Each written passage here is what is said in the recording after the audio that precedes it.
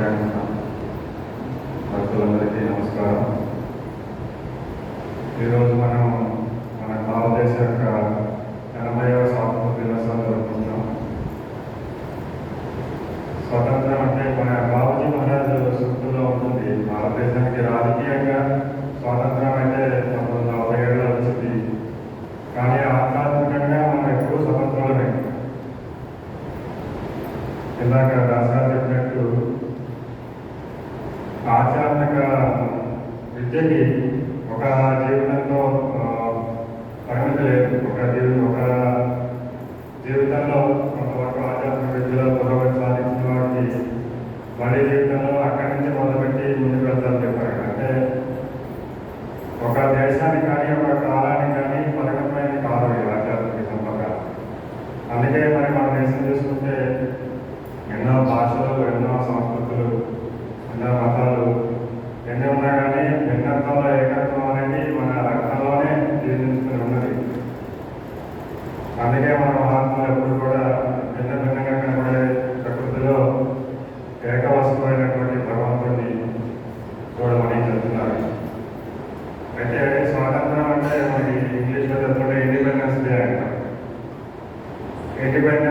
Dependence అంటే ఒకళ్ళ మీద ఆధారపడడం, వేరే వాళ్ళ మీద ఆధారపడడం. ఇండిపెండెన్స్ అంటే వేరే వాళ్ళ మీద ఎవరి మీద ఆధారపడకుండా నీ బతుకులు బతకడం అని మామూలుగా అర్థం చూసుకుంటే. అయితే నిజంగా దేని మీద ఆధారపడకుండా ఉంటున్నావా అంటే అది ఏ ఒక్క వ్యక్తికి, ఏ ఒక్క దేశానికి సాధ్యం కాదు. ఎందుకంటే భగవంతుడు ఎవరికి అన్నీ ఇవ్వడు. ఒక దేశంలో పంటలు బాగా పండితే, ఒక దేశంలో ఆయిల్ ఉంటే, ఒక దేశంలో బంగారం ఉంటే, ఇంకో దేశంలో ఖనిజాలు ఉంటాయి, రకరకాలు ఉంటాయి. అలాగే ఒక వ్యక్తికి దగ్గర డబ్బులు ఉంటే, ఇంకో వ్యక్తి దగ్గర చదువు ఉంటుంది, ఇంకో వ్యక్తి దగ్గర సంస్కారం ఉంటుంది. ఇలాగా ఏ ఒక్క వ్యక్తి కానీ ఏ ఒక్క దేశం కానీ పరిపూర్ణం కాదు. పూర్తిగా వేరే వాళ్ళకి ఆధారపడకుండా ఉండడం జరగదు.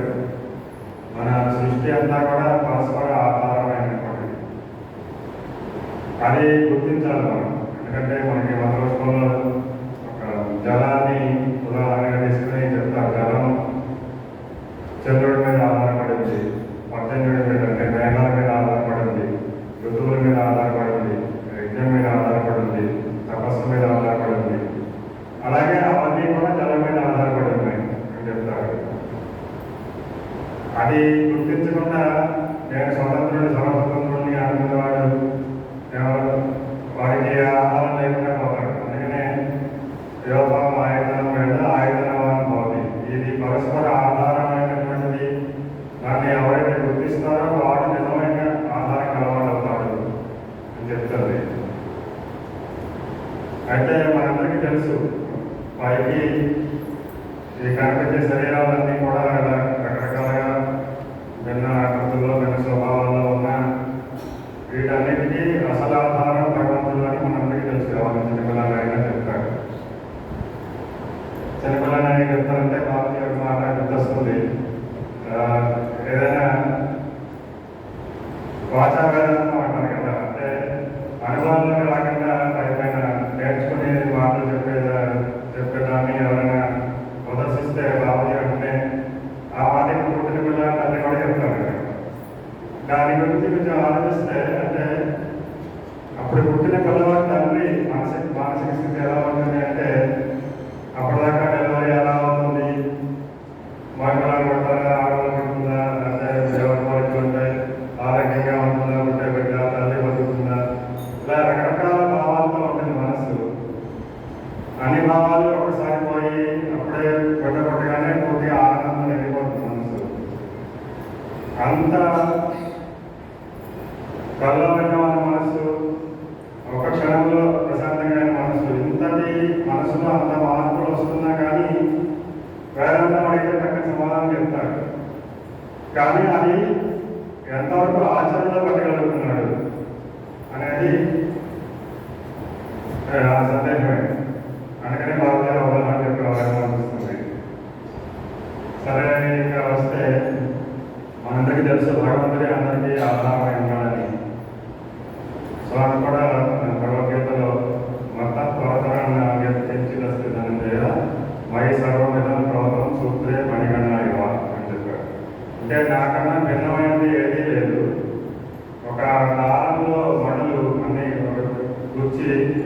వచ్చి ఇదంతా తయారు చేస్తారు కదా. అలా ఎలా అయితే ఉంటుందో ఈ పూసలు ఈ మడులన్నింటికీ ఆధారమైన దారం ఎలాగైతే ఉందో ఈ సృష్టిలోని ప్రాణులన్నింటికీ ఆధారమై నేనున్నాను అని చెప్తున్నాడు. కాబట్టి మనందరికీ ఆధారం పరమాత్మ అని తెలుసు. కానీ ఇంకో విషయం మనం గుర్తించాల్సింది ఏంటంటే మనందరం పరస్పరం ఆధారమైనవి కూడా ఉన్నాం ఒకరికొకరు. ఇందా చెప్పినట్టు ఏ వ్యక్తి సంపూర్ణత్వం లేదు ఎవరికి. ఒకళ్ళలో ఉన్న గుణాలు వేరే వాళ్ళలో ఉండవు. అందుకనే మనకి ప్రతిరోజు ప్రార్థన చెప్పుకుంటున్నాం, అందరూ మంచిని చూడాలి, మంచిని గ్రహించాలి అని. మనలో లేని మంచి గుణాలు ఎంతో మందిలో ఉండొచ్చు. ఇందాకటి ఆ దండని ఉదాహరణ తీసుకుంటే దారానికి మడలు గుచ్చి దండ తయారు చేస్తారు, అదే పూలు గుచ్చి దండ తయారు చేస్తారు. కానీ అవి మేము ఎవరి మీద ఆధారపడమని దూరంగా ఉన్నాయనుకోండి, దండ ఏం బాగుంటుంది. ఇందాక కాసారి వేసి దండ కావాలని చూసాను, కావాలక లూజులుగా గుచ్చినట్టున్నారు కదా, వాళ్ళని చక్కగా దగ్గరికి జరిపి గట్టిగా చేసింది. అలా ఒకదాని ఒకటి దగ్గరగా ఉండి ఆధారపడి ఉంటేనే చూడడానికి అందంగా ఉంటుంది. అంతేగాని నేను ఎవరి మీద ఆధారపడుతున్నాను, నాకు ఎవరు అవసరం లేదు అనుకుంటే అది ఎవరికి ఎదురు కాకుండా పోతాడు ఆ వ్యక్తి.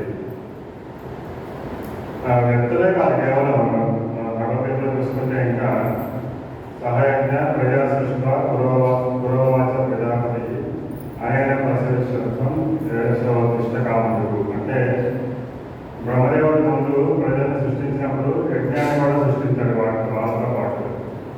మీకు ఏమైనా కోరికలు కావాలంటే చేయాలంటే యజ్ఞం చేయండి, మీకు కోరికలు తీరుతాయని చెప్పాడు. అంటే ఆ యజ్ఞంతో కోరికలు ఎలా తీరుతాయి అంటే అలా చెప్తాడు.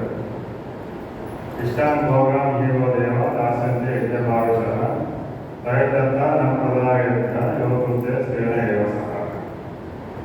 అంటే మనం యజ్ఞం చేసి దేవతల్ని తృప్తిపరిస్తే దేవతలు కూడా మన భవిష్యత్తులే వాళ్ళకి ఆహారం. మనం యజ్ఞం చేయడం వల్ల వాళ్ళకి ఆహారం అవుతుంది. వాళ్ళు దాంట్లో తృప్తిపడి మనకి ఏ కోరికలు ఉన్నాయో ఆ కోరికలు తీరుస్తారు. అయితే అది దేవతలు ప్రసాదంగా స్వీకరించినప్పుడు మనకి చెప్తారు, ప్రసాదం ఒక్కలే స్వీకరిస్తే దాని ప్రసాదం అంటున్నారు. ఒకసారి అమ్మ నాకు మా అంటే ఒక దీక్ష ఇచ్చారు. దీక్ష చేస్తుండగా మధ్యలో నాకు అమెరికా ప్రయాణం పడింది. అమెరికా వెళ్ళాను. అక్కడ మా కంపెనీ వాళ్ళు ఏదో అపార్ట్మెంట్ ఇచ్చారు. అక్కడ నాకు ఒక రూమ్ ఉంది, వేరే రూమ్లో వేరే వాళ్ళు ఉన్నారు మా కంపెనీ వాళ్ళు. సరే అక్కడ ఉండగా దీక్ష పూర్తయింది. అమ్మకి ఇలాగా కనుక్కుంటే అమ్మేమో పర్వానా ఉండి స్వామి నివేదన చేస్తూ ప్రసాదం అయిపోయింది. పర్వానా ఉండి ఆ పక్క రూమ్లో వాళ్ళు కొంచెం అంటే వాళ్ళ మనస్తత్వాలు వేరు, నాకు నచ్చేది కాదు. నేను కొంచెం మాట్లాడే ఉంటాను. సరే అయిపోయింది, నైవేద్యం పెట్టాను, ప్రసాదం చేస్తున్నాను. వాళ్ళకి పట్టాలా వద్దా, ఏది వచ్చిన వాళ్ళే అని చెప్పి ఒక నేను తినేసాక అమ్మ చెప్తే అమ్మ అందరికి పెట్టావా అన్నాడు. లేదమ్మా, నలుగురికి పెడితేనే ప్రసాదం అవుతుంది.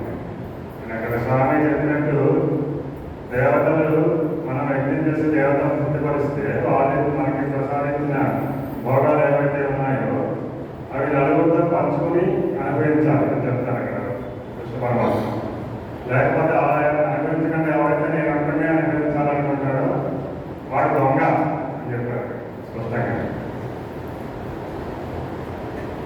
అలాగే దేవాన్ భావయంత దేవ భావయంత పరస్పరం భావయంత శ్రేయ పరమవాంశత అని చెప్పారు. అంటే దేవతల్ని మనుషులు తృప్తిపరుస్తారు, మనుషులు దేవతలు తృప్తిపరుస్తారు. ఇలా పరస్పరం ఒకరి మీద ఒకరు ఆధారపడి ఒకరి అవసరాలు ఒకరు తీర్చుకుంటూ దేవతలకి కావాల్సిన అవసరం వాళ్ళ ఆహారాన్ని మనుషులు అందజేస్తే మనుషులకు కావాల్సిన భోగాలు దేవతలు అందజేస్తారు.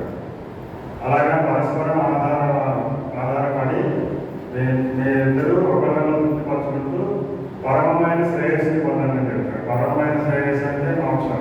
అంటే మోక్షాన్ని పొందాలంటే మనం అందరం కలిసి ఒకటిగా ఉండాలి, ఒకరికొకరు పరస్పరం ఆధారపడుతున్నాయి ఉండాలి. అంటే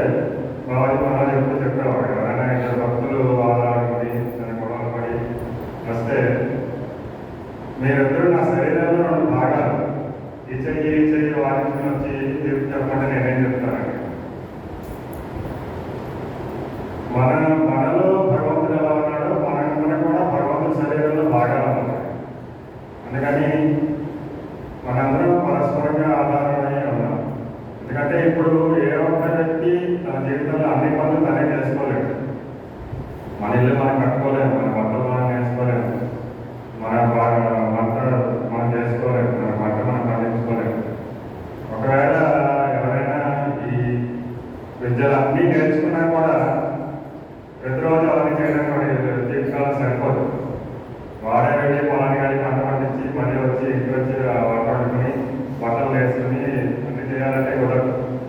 అందుకనే మనం డబ్బులు ఒకరికి ఇస్తున్నా, మన దగ్గర ఉన్న డబ్బులు ఒకరికి ఇస్తున్నా, వాళ్ళ దగ్గర ఉన్న వస్తువులు మనం తీసుకుంటున్నాం.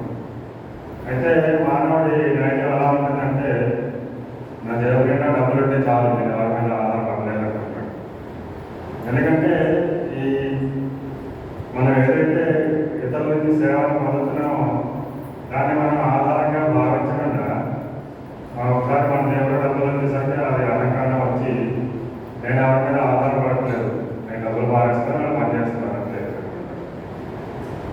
అటువంటి దృష్టి ఉన్నప్పుడు ఏంటంటే మనిషిని మనిషిగా చూడడం పోతుంది.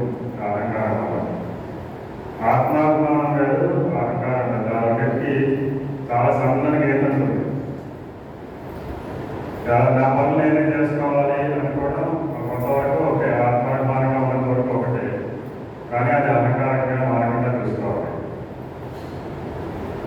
ఎప్పుడైతే అలంకారంగా మారుతుందో అప్పుడు అవతల వ్యక్తిలో భగవంతుని గుర్తించడం మానేసి కేవలం ఏదో పని చేసేవాడు, డబ్బులు పడేస్తే వాడు పని చేస్తాడు అంతే అనుకుంటాను. కాబట్టి నిజంగా స్వతంత్రం అంటే మామూలుగా మన చెప్పుకుంటే మన మన నిర్ణయాలు మనం తీసుకోవడం, వేరే వాళ్ళ కంట్రోల్ లేకుండా మన కంట్రోల్లో మనం ఉండడం అనుకుంటాం. కానీ అది ఇప్పుడు చెప్పినట్టు వేరే వాళ్ళ సహాయం లేకుండా ఏ వ్యక్తి బతకలేడు. అది సహాయాన్ని ఏదో కోరుకుంటున్నా మనకి కాకుండా సహాయంగా భావించి ఈ రూపంలో భగవంతుడు నాకు ఆధారమై ఉన్నాడు, భగవంతుడు నాకు కావాల్సిన అందిస్తున్నాడు. అలాగే నేను ఆందోళన చేసేదాంట్లో కూడా నాలో ఉండి భగవంతుడు ఆందోళన చేయిస్తున్నాడు. అని ఎప్పుడైతే మనకి మనసు ఆ విధమైనటువంటి మన స్థితిని మనం పెంపొందించుకుంటామో అప్పుడు అన్నింటిలో భగవంతుని చూడగలిగే స్థితి వస్తుంది. అలా కాకుండా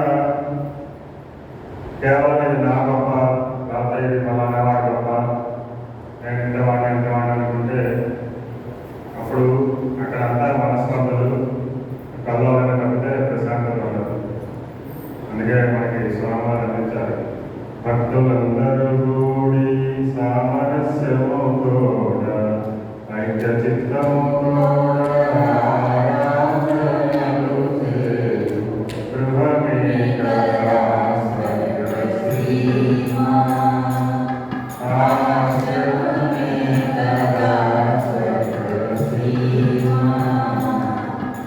అంటే భక్తులందరూ కూడా ఎప్పుడైనా సరే ఏ సేవ దొరికినా కానీ ఇది నా సేవ అనుకుని చేయగలగాలి. అంతే తప్పితే నేనేం చేయాలి, నేను మాత్రమే చేయగలను అనే అహంకారం ఎక్కడ పనికిరాదు. అలాగే అందరూ కలిసికట్టుగా ఒకే మాట మీద ఉండి సేవ చేసుకోవాలి. ఆశ్రమం అంటేనే అది. ఆశ్రమంలో ఎన్నైనా వ్యక్తిగతంగా మనకి ఎన్నైనా భేదభావాలు ఉండొచ్చు, కానీ ఏ పని చేస్తున్నా, ఏ సేవ చేస్తున్నా అంతిమ లక్ష్యం ఏంటనేది మనకు గుర్తుంటే కేవలం ఆ సేవ ఒక చిన్న పని, ఆ పని పూర్తవడం, లేకపోతే మనకు అనుకూలంగా మనం అనుకున్న విధానాలు పూర్తవడం అనేది చూసుకుంటే అది అక్కడ దాకా ఉంటుంది. కానీ ఏ సేవకైనా అంతిమ లక్ష్యం మన గురుదేవుల్ని ఆనందపడుతున్నాం. అలాగే చివరిగా మనకు గురుదేవులు లేనివ్వడం, మనందరం కలిసి ఒక్కళ్ళు వెళ్ళి నేను అక్కడనే వెళ్ళి భగవంతులు లేవైపోతానంటే అది చేస్తారు.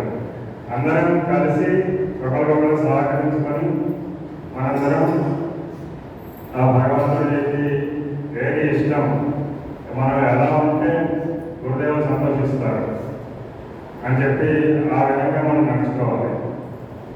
అలాగే ఒక్కళ్ళు మనం చాలాసార్లు గమనిస్తాం, ఒక్కళ్ళే కూర్చుని ధ్యానం చేసేదానికి, ఒక్కళ్ళే కూర్చుని పారాయణ చేసేదానికి, ఇలాగా సమూహంలో కూర్చుని చేసేదానికి చాలా డిఫరెన్స్ ఉంటుంది. ఆ సామూహిక శక్తి అది చాలా గొప్పది.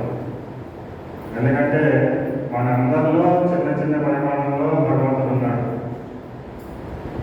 ఇంతమందిలో ఉన్న భగవంతుడు ఆ చిన్న చిన్న బిందువులన్నీ కలిస్తే పెద్ద సింధు సముద్రం అయినట్టు, ఇంతమందిలో ఉన్నటువంటి పరమాత్మ తత్వం, ఇంతమందిలో ఉన్నటువంటి ఒక మంచి ఆలోచన, ఒక మంచి గుణం, ఒక మంచి పని చేయాలనే సంకల్పం ఎప్పుడైతే కలుస్తుందో అందరిలో, అది చాలా గొప్ప ఫలితాలను చూపిస్తుంది. మన రామాయణంలో చూసిన వానరులు అందరూ చాలా చిన్న చిన్న వాళ్ళు, కానీ అందరూ కలిసి ప్రయత్నం చేస్తే సముద్రం మీదే రకంగా వాళ్ళని కట్టగలిగారు. అలాగా మనందరం కలిసి ఒక్కటిగా ఒక్క దాటిపై నడిచి గురుదేవులు ఎటువంటి ఆశయం కోసం ఈ ఆశ్రమాన్ని స్థాపించారో ఆ ఆశయాన్ని సిద్ధింపజేయడం కోసం మనందరం ఒకే రూపంలో పరస్పర సహకారంతో ముందుకు వెళ్ళి గురుదేవులు సేవ చేసుకోవాలని ప్రార్థిస్తున్నాను.